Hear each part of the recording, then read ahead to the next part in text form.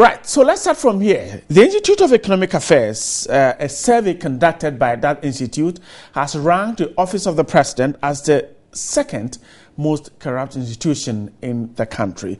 The Socio-Economic and Governance Survey also ranked the Police Service as the most corrupt institution in the country. According to the IEA, the survey with respondents aged 18 years and above has the target population was conducted in all the 10 regions of the country.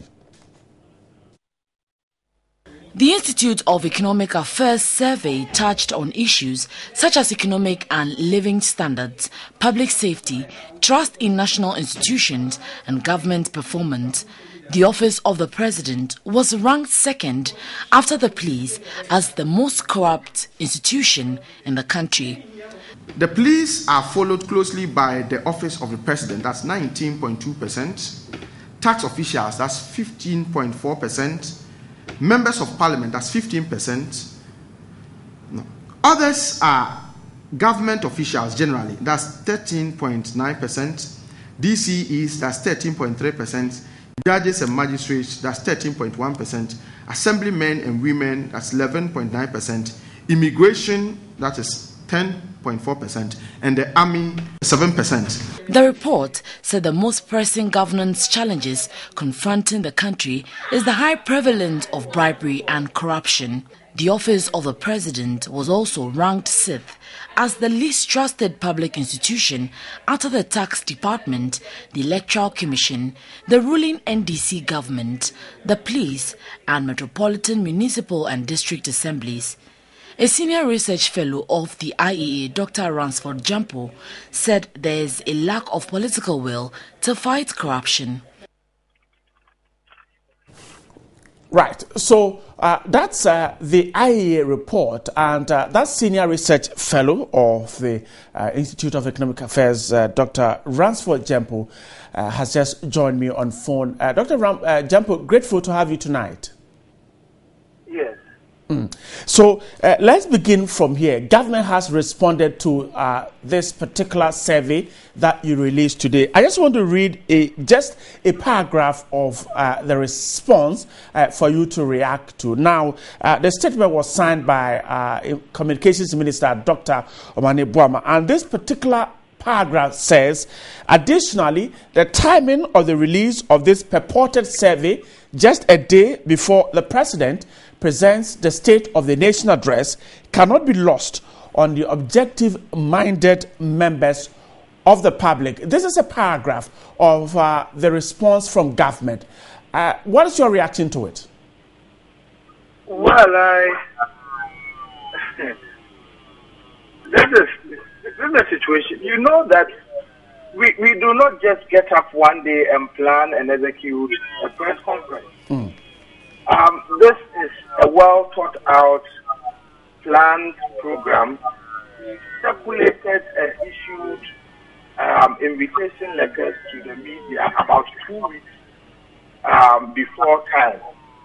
And around the time we circulated and issued our invitations, we never knew. The plan. It hadn't come up that the State of Nations address was going to be presented tomorrow. And so, if we are in a country and things are institutionalized and some of these things are kept properly on our political calendar, we would all know.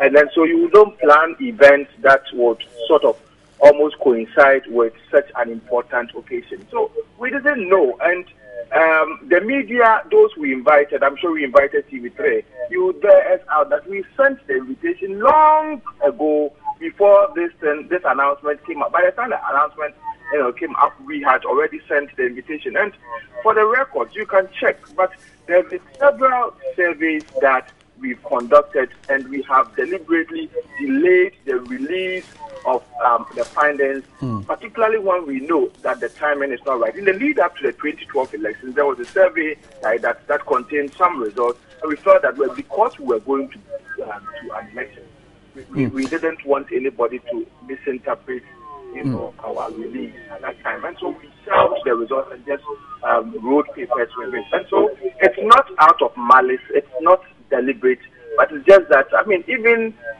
the media house, they have drawn our attention to it. And I'm sure the officials who planned and slated the Nation address for tomorrow, I mean, if they had also drawn our attention. Dr. Jampo, I am gradually losing you.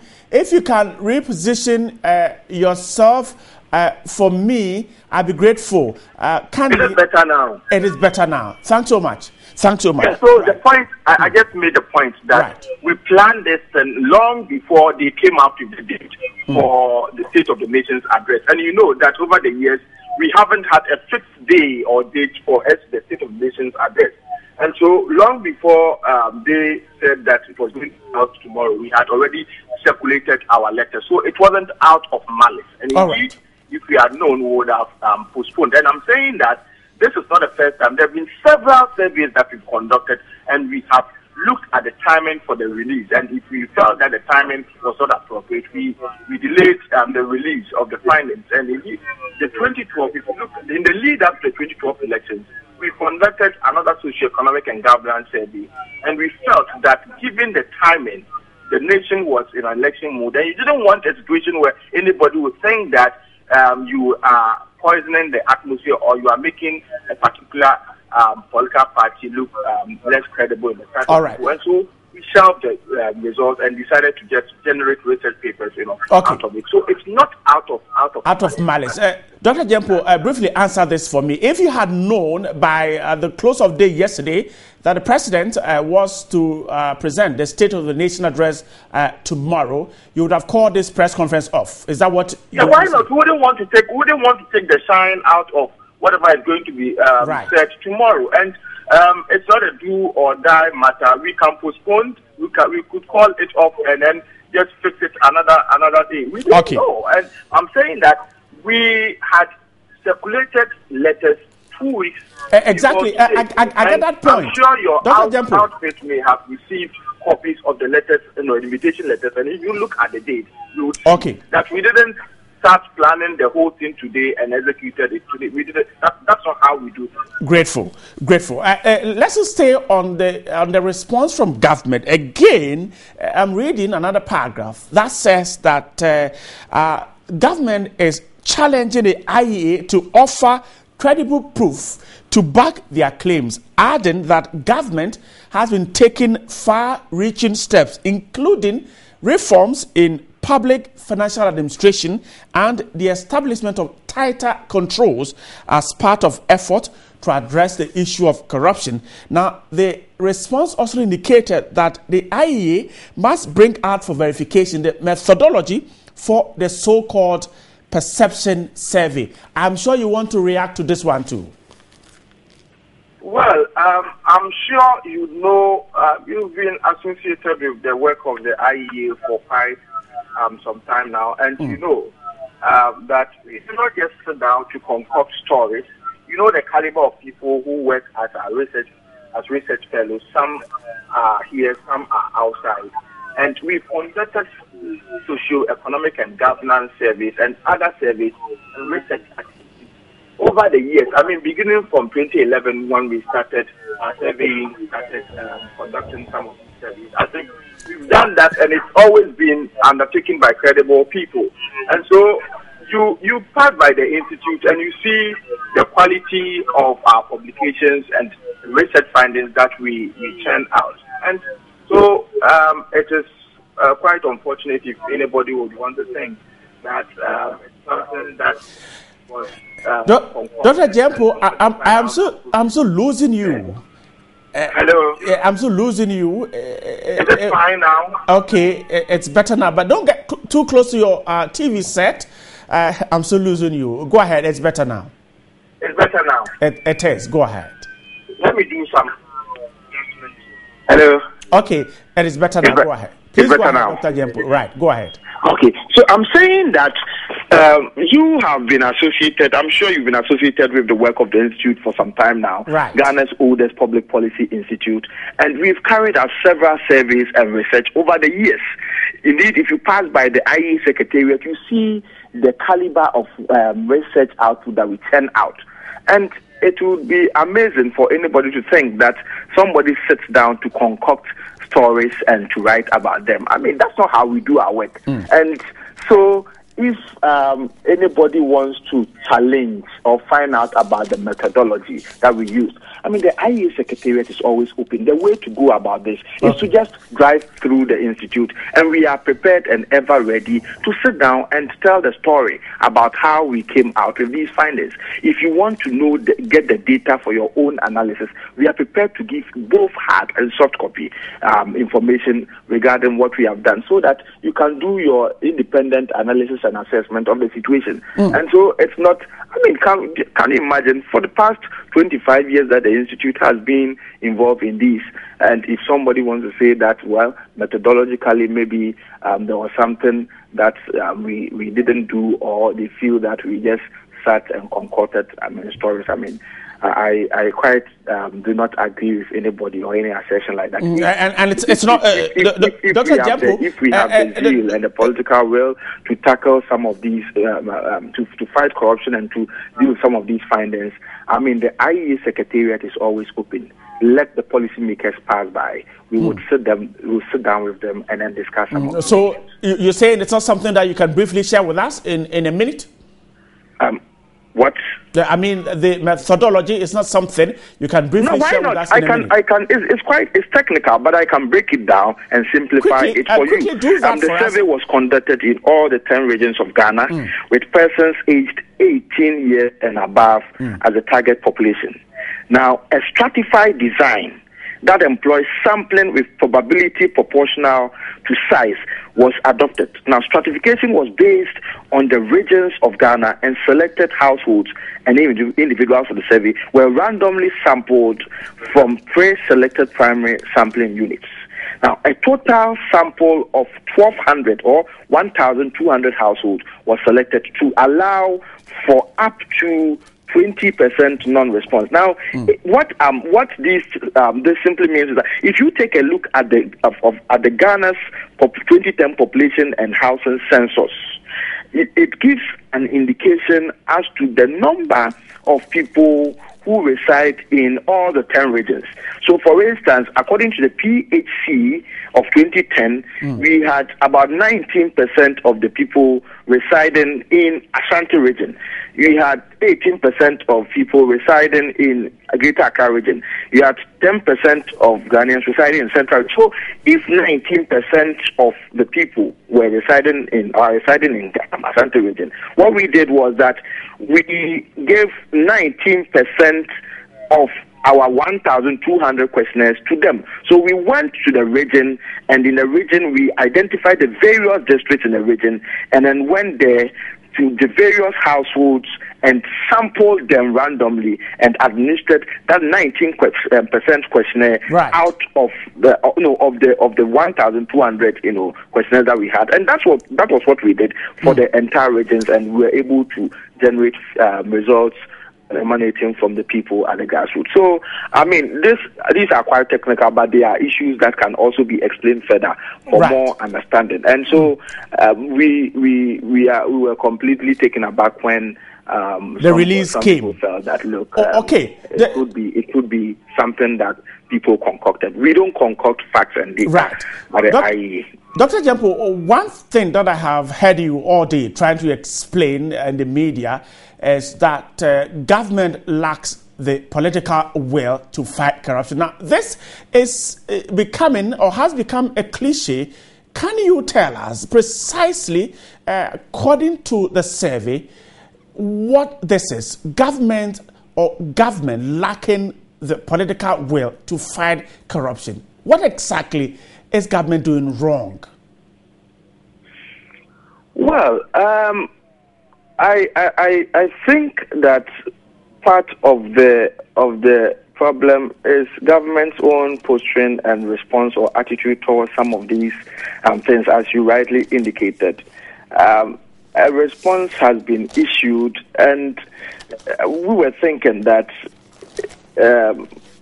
whoever issued that response would have thought of passing through the IEA to find out. That's the communications minister. But this has not been done, and then it's like a statement has been issued and thrown into the air like that. So it creates an impression that government is being dismissive about the situation. I mean, this is not the first time. Corruption perception indices have always been issued, and we are not the first organization or institute saying that there is corruption and there appear to be limited political will in dealing with the problem. And so the point is that what government can do is to tackle some of these, to accept some of these findings in good faith, because we don't come out with some of these findings out of malice. We are seeking to influence public policy. As a civil society organization, we also have to play a role of ensuring an appropriate or adequate linkage between those who are governing and the governed. And so in so doing, we have to draw government's attention to what the ordinary people are saying. And in churning this information out, we seek to influence public policy. And so we don't do some of these things out of malice. Dr. Jempo, it for the sake of Ghana. And so government must accept if you accept some of these findings in good faith, then you are guided as to how to tackle the situation. But if you sound dismissive, then we don't help much. According to the statement, government is dismissive because it says, for instance, that it has taken far-reaching steps to fight corruption. It is undertaking reforms under the public financial administration. For instance, government says that even its own officials, the former Greek minister, the former coordinator of JITA, all of them are before courts for corrupt practices. And yet, your service says government lacks the will to fight corruption. Listen, is it Bright? This is Bright. It is what the ordinary people are saying. This thing separates government from the state. Okay? The state is bigger than government. Now, the state is inhabited. Those who bring government into force are the ordinary people, ordinary citizenry. Now, popular sovereignty resides with the ordinary citizenry, and it is always important, if you want to be in the good, if you want to govern, it's important that we listen to the views of the ordinary people. Now, this is not what IEA is saying. This is what the ordinary people sampled and surveyed are saying. And so if they are saying that, I mean, so be it. Grateful. Dr. Ransford Jempo is a senior fellow of the Institute of Economic Affairs, talking to me about the survey released by that organization and which government has responded. Quickly, let me read through the full response from government. And first, government says that it has rejected the IEA survey, and a statement which was signed by the Communications Minister, Dr. Mani Buama, indicated that government strenuously rejects any such suggestion that the office is corrupt, let alone being the second most corrupt institution in Ghana. The minister who signed the statement said the practice where groups or organizations purport to conduct polls and through a visceral approach publish their outcomes in a manner that seeks to create the impression of corruption does little to advance the fight against corruption. That's according to the statement. He therefore challenged the IEA to offer credible proof to back their claims, adding that government has been taking far-reaching steps, including reforms in the public financial administration and the establishment of tighter controls as part of efforts to address the issue of corruption. And it goes on to say that the IEA must bring out for verification the methodology for the so-called perception survey. Now, according to Dr. Mani Buama, it is a matter of public record that no government has done more to expose and punish corruption like the John Mahama administration, noting that organizations seeking to discuss the subject need to be guided by verified facts, not unfounded accusations hidden under the cover of perception. I read you the last two paragraphs of that statement, but let me speak to the Executive Director of the Ghana Institute of Governance and Security, David Agbe. He's just joined me on phone. David, grateful to have you tonight. And first of all, the IEA says that it has no intention of discrediting the government by releasing the statement a day before the president presents the State of the Nation address. Again, it is saying that this is what the ordinary person on the street is saying and not the Institute of Economic Affairs. Now, first of all, let me pick your reaction to these two responses as the government has dismissed the survey. Thank you so much, Bright. I think that the report issued by IEA is a report that government needs to reflect on it. I think that government needs to be a bit of moderate in terms of responding to some of these statements, in a sense that, as you speak now, there is that general sentiment being expressed by Ghanaians that there is so much corruption in our system. So if somebody, an agency, has issued a report, you need to be able to collaborate with them as to how best they came out with their methodologies. And if you have a certain level of difficulty, then you could express that. In a research, one of the key things that we need to establish is that is there a clear objectivity in that research? Is the research being monitored closely? Is it such that the research conducted was well controlled?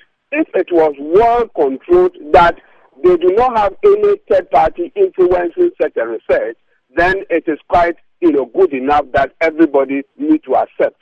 But I think that the approach by the government is just like a firefighting approach. I believe that the government needs to be able to read the research very well and then come out with a certain level of appreciable, response. But you look as if they are just jumping, the gun. And so government needs to be able to, monitor even the mood of the country. As you speak now, almost including, the party faithfuls of NDC people are even crying that they are not, happy about the system. They are talking and keep on talking. It looks as if somebody is not even giving hope to the internal people of the NDC people. So government needs to be, be moderate in terms of responding. But I think that every research, has a certain level of, a bit of, bias. But I think that government needs to be a bit moderate. The issues that is chronicled is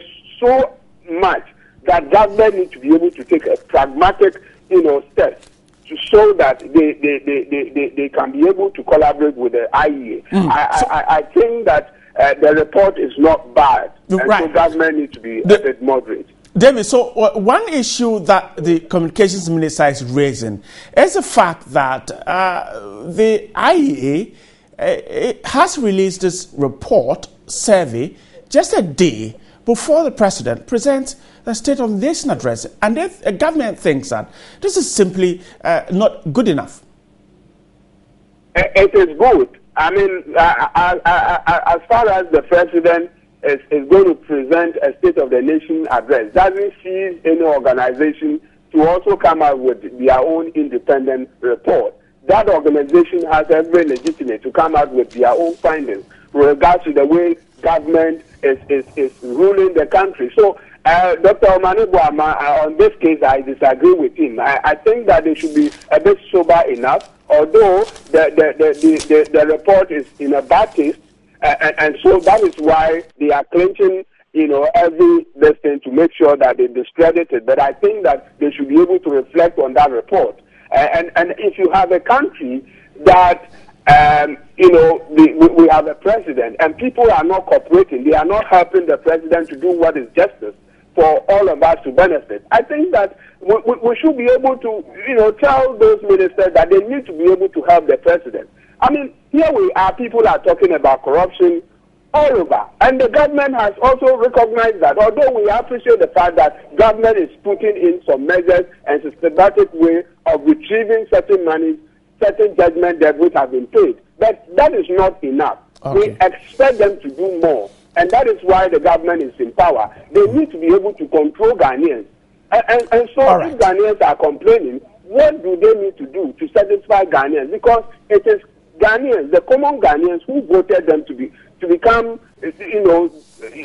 become president or minister. So they need to be able to respect the views of Ghanaians. That it comes a point that the people will be dissatisfied. So as we speak now, generally, any report that you pick in this country, people are not happy, with the way government is ruling. And so they need to take issues very, very seriously. Okay, David, grateful. Even the party leaders themselves. Grateful, David. They need to go around David, that's our time would allow us for. David Agbe is the Executive Director of the Ghana Institute of Governance and Security there, talking to me about that survey released by the Institute of Economic Affairs. Let me read to you the last two paragraphs of that statement from government. Now, the last two paragraphs says that additionally, the timing of the release of this purported survey just a day before the president presents the State of the Nation address cannot be lost on the objective-minded members of the public. And finally, government, the minister, that's the communication minister added, is saying that government will continue to focus on its transformation agenda and cherishes the continuous support of the citizenry towards the building of a better Ghana. That is the last two paragraphs or the statement released by the Minister of Communications, Dr. Edward Omani Boamah. That's how we're wrapping up the big one.